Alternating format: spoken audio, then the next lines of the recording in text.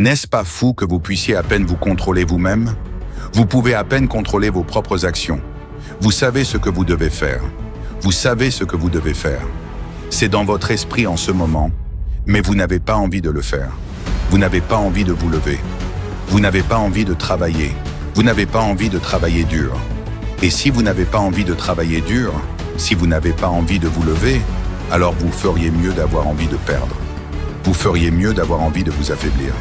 Parce que c'est ce qui va se passer. Cette chose que vous devez faire et que vous savez que c'est pénible. Que ce soit des squats, votre entraînement, aller courir, du travail administratif, un projet ou nettoyer. Eh bien, plus vous attendez, plus cela prend de temps.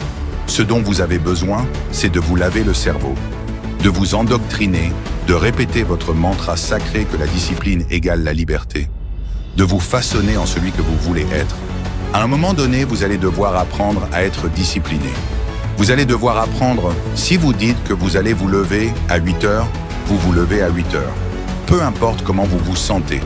Et pour atteindre le prochain niveau de succès, vous ne pouvez pas simplement avoir de l'énergie quand vous en avez. Vous devez vous lever chaque jour et aller le chercher. Pourquoi?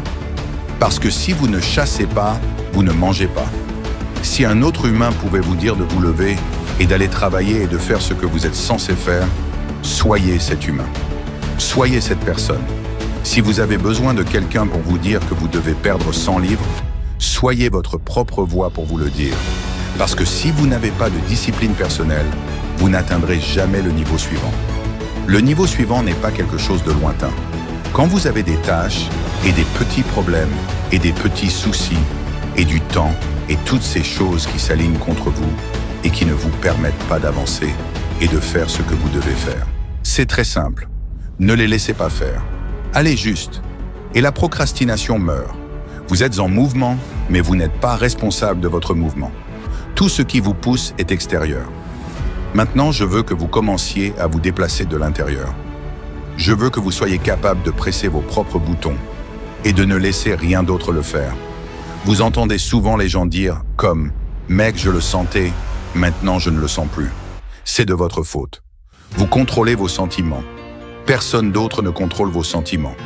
Donc, quand vous me dites que vous ne le sentez plus, ça n'a rien à voir avec quelque chose d'externe. C'est quelque chose d'interne que vous ne poussez plus. Ce n'était pas une voiture ou une maison qui vous poussait. Vous vous poussez. Ce n'était pas la maison, la voiture ou l'argent qui vous poussait. Vous vous poussez, mais vous vous êtes dit que c'était ces choses. Vous vous poussez, vous vous déplacez. Donc, si vous n'êtes pas en mouvement, c'est votre faute, vous faites quelque chose de mal. Vous n'êtes pas capable d'aller à l'intérieur et de presser les bons boutons. Vous devez vous déplacer tous les jours. Si vous arrivez à un point de votre journée où vous êtes à plat, si vous arrivez à un point de votre journée où vous êtes épuisé, si vous arrivez à un point de votre journée où vous ne le sentez pas, vous pouvez vous arrêter là et changer l'ambiance. Levez-vous et trouvez la force de faire ce que vous êtes censé faire. Comme, mec, arrêtez de compromettre. Continuez juste à bosser. Continuez à jouer le jeu. Continuez à bosser. Continuez à travailler. Et les autres choses se régleront d'elles-mêmes. J'ai besoin que vous bossiez. À chaque occasion que vous avez, à chaque chance que vous avez, et j'ai besoin que vous bossiez sur les petites choses. Soyez juste cohérents. Lavez la vaisselle et lavez-la à 100%. Balayez le sol et balayez-le à 100%. Allez travailler et faites votre travail. Ne travaillez pas seulement quand vous en avez envie. Allez travailler tous les jours. Travaillez dessus tous les jours.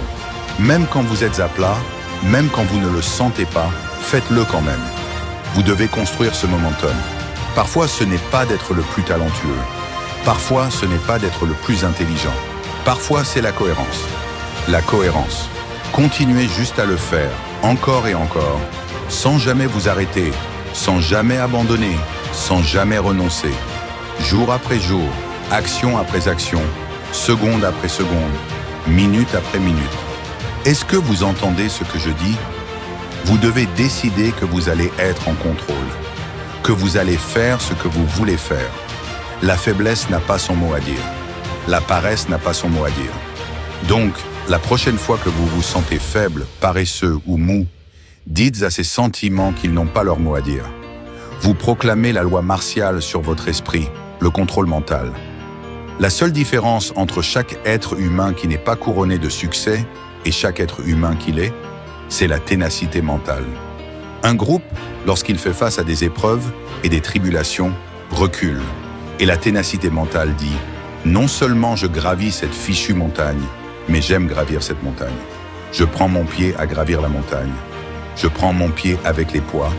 Je prends mon pied à affronter l'équipe numéro 1. Je prends mon pied à entrer dans la 6e, 7e semaine. Je prends mon pied avec la fatigue. Je prends mon pied avec le travail. Je prends mon pied avec ça. » Si vous pouvez vous y mettre et faire les choses que vous détestez faire, de l'autre côté se trouve la grandeur.